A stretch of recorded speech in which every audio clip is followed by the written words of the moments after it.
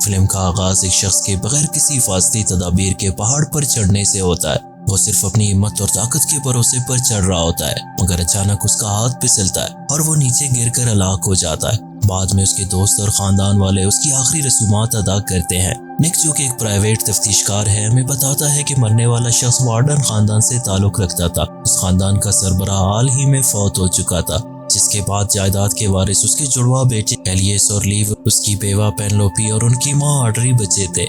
निक इस जजीरे पर पहुंचता है जहां पेनलोपी उससे मिलती है। वो निक से कहती है कि वो खुफिया तौर पर लिव की मौत की तफ्तीश करे, क्योंकि उसे यकीन है कि यह एक हादसा नहीं था। वो निक को ज्यादा रकम और मुफ्त रिहाइश देने की पेशकश करती है ताकि वो सच सामने ला सके। निक को एक खानका में रहने के लिए भेजा जाता है, जहां पहुंचने के बाद वो अपनी ज़ाती परेशानियों को भुलाने के लिए शराब नोशी करता है। अगले दिन वो एक कस्बे में चला जाता है और लिव की मौत के बारे में मालूमात हासिल करने के लिए एक पुलिस ऑफिसर को रिश्वत देता है। वो वहाँ की मकामी तफ्तीशी अफसर जॉर्ज मीना से मिलता है और खुद को एक बैनुल-अक़वामी लाइफ इंश्योरेंस कंपनी का एजेंट जाहिर करता है। निक ये तासुर देता है कि शायद खानदान के किसी फर्द का इस कत्ल में हाथ हो सकता है, मगर जॉर्ज तावन करने से हिचकिचाता है। बाद में निक एलियस का पीछा करता है और उसे देखता है कि वो भी पहाड़ पर बगैर किसी हिफाजती रस्सी के चढ़ रहा है। हालांकि उसी तरह उसका भाई लियो अपनी जान गंवा चुका था। निक एलियस से अपनी मुलाकात का बहाना गढ़ता है और खुद को नेशनल इंटेलिजेंस सर्विस का एजेंट बताता है। वो ये दावा करता है कि लिव किसी बड़ी कंपनी का हिस्सेदार था। एलियस उसके झूठ को सच मान लेता है और निक से मिलने पर रजामंद हो जाता है। काफी पीने के दौरान निक एलियस से पूछता है क्या वो और लिव आपस में अच्छे ताल्लुकात रखते थे। एलियस जवाब देता है कि दोनों में मामूली झगड़े हुआ करते थे, लेकिन कुछ संजीदा नहीं था। वो याद करता है कि बचपन में उनके वालिद ने उन्हें बॉक्सिंग दस्ताने दिए थे ताकि वो अपने इख्तिलाफात निपटा सके। ताहम लिव की मौत से 3 हफ्ते कबल उनके दरमियान शदीद लड़ाई हुई थी। उसी दौरान एलियस को एक खुफिया पैगाम मिलता है जिसमें खबरदार किया जाता है कि निक वो नहीं है जो वो जाहिर कर रहा है।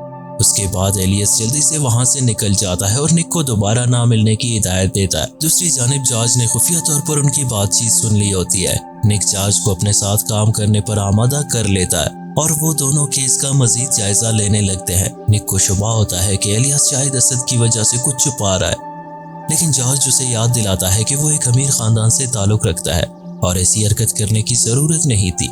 बाद में निक को जहाज के बोर्ड पर लगी एक तस्वीर से पता चलता है कि ग्यानस, जो एक मंशियात फरोश और एलियस का करीबी दोस्त है, शायद इस मामले से जुड़ा हो। निक पेनोपी से दोबारा मिलता है और इससे लिव के साथ ताल्लुक के बारे में पूछता है। वो बताती है कि वो और लिव ऑक्सफोर्ड यूनिवर्सिटी में मिले थे, जहां वो एक स्कॉलरशिप पर पढ़ रही थी और वेट्रेस का काम कर रही थी। लिव ने उसमें दिलचस्पी लेना शुरू कर दी थी। ये गुफ्तगू निक को उसकी अपनी नाकाम शादी की याद दिलाती है। एक रात जब वो घर आता है तो उसकी बीवी तैयार होकर किसी और से मिलने जा रही होती है।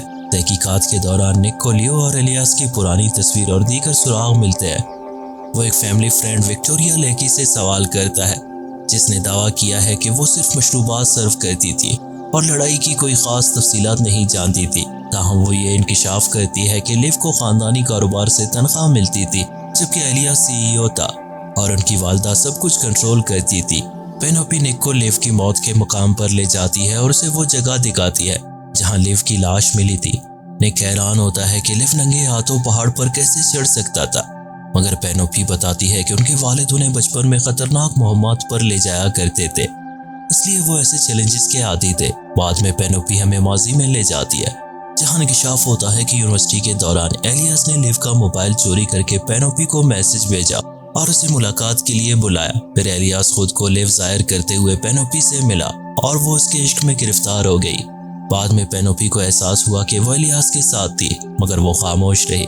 ग्रेजुएशन के बाद लिव ने अपनी मोहब्बत खो दी, जबकि एलियस खानदान का पसंदीदा बेटा और कारोबार का सरबराह बन जाता है। इस बात ने लिव में शदीद गुस्सा और हसद पैदा कर दिया। निक ऑड्री से मुलाकात का फैसला करता है और एक बोट पार्टी में उसे मिलने का मौका मिलता है। जब वो उसे लिव के कत्ल का जिक्र करता है तो वो फौरन नाराज होकर उसे मामले से दूर रहने की हिदायत देती है। उसी दौरान एलियस निक को धमकी देता है कि वो जजीरे से चला जाए वरना उसे कत्ल कर दिया जाएगा। जैसे जैसे निक केस के करीब पहुंचता है, ग्यानस और उसके आदमी उसे पकड़कर बुरी तरह मारते हैं और धमकी देते हैं कि वो जजीरे से चला जाए, लेकिन निक बाज नहीं आता।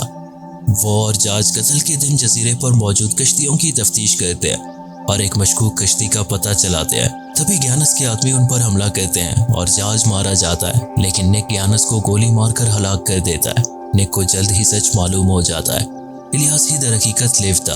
हसद और इंतकाम की आग में जलते हुए लिव ने इलियास को कत्ल कर दिया था और खुद को उसकी जगह जाहिर कर रहा था। जब ऑड्री को ये हकीकत मालूम होती है तो वो अपने बेटे को गोली मार देती है और उसे कत्ल के जुर्म में गिरफ्तार कर लिया जाता है। निक जब वापस जाने लगता है तो उसे एहसास होता है कि असल मंसूबा साज पेनोपी थी। उसने ये सब कुछ इसलिए किया ताकि वो आज़ाद होकर खानदानी कारोबार की सरबराह बन सके। मूवी के इख्तिताम पर निक खामोशी से मुस्कुराता है, जानते हुए कि उसने सच्चाई को बेनकाब कर दिया।